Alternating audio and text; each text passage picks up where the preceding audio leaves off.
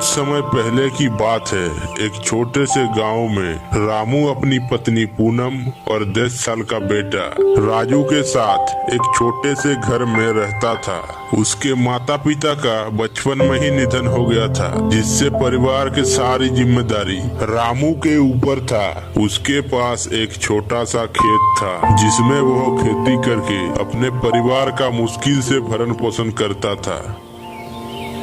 एक सुबह अचानक रामू की पत्नी बीमार पड़ जाती है। रामू के पास इलाज के लिए इतने पैसे तो थे नहीं, तो उसको अपनी जमीन मजबूरन बेचनी पड़ती है। रामू अपनी जमीन बेचकर अपनी पत्नी का इलाज सही से करता है और देखते ही देखते रामू की पत्नी ठीक हो जाती है। लेकिन उसकी थोड़ी सी भी जो जमीन थी, उसकी बिक जाने से उसकी हालत और भी खराब हो जाती है। उनका जीवन बुरी तरह से कठिनाइयों से भर जाता है। इसीलिए वो दोनों मेहनत मजदूरी करके अपना जीवन चला रहा था। रामू जमींदार के जमीन में दिन भर मेहनत करता, वही पूनम सेठ बिरजू के घर साफ सफाई के काम करता। अजी, सर्दी बहुत नजदीक आ गई है और सर्दियों में हमारे लिए उड़ाने और खाने पीने के लिए कुछ भी नहीं है। हाँ भाग्यवान, तुम ठीक कह रही हो, हमें कुछ करना होगा। हे भगवान, यह कैसी लीला है आपकी। देख रही हो पूनम, इस साल कितनी ज्यादा ठंडी पड़ रही है। इतनी कड़ी ठंडी में काम करना भी मुश्किल हो गया है। घर से बाहर निकलते ही पैर ठंड के मारे सूने पड़ने लगते हैं। इतनी ज्यादा ठंडी में घर से बाहर निकलने का मन भी नहीं करता।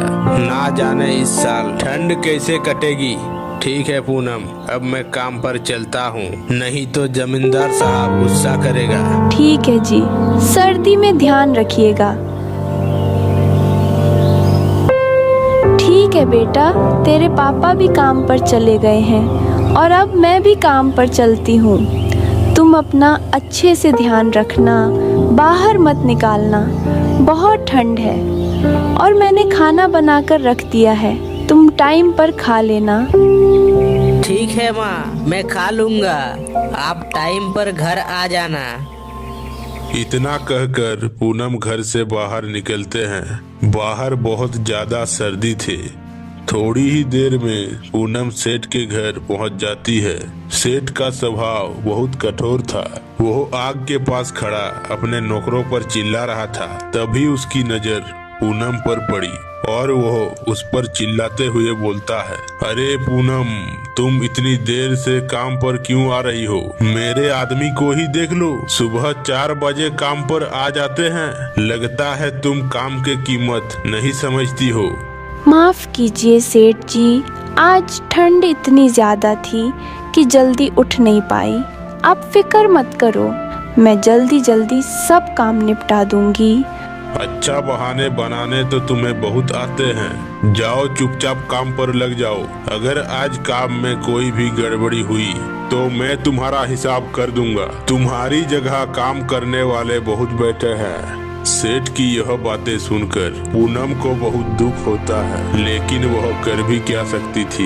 यह उसकी मजबूरी थी। वह चुपचाप काम पर लग जाती है।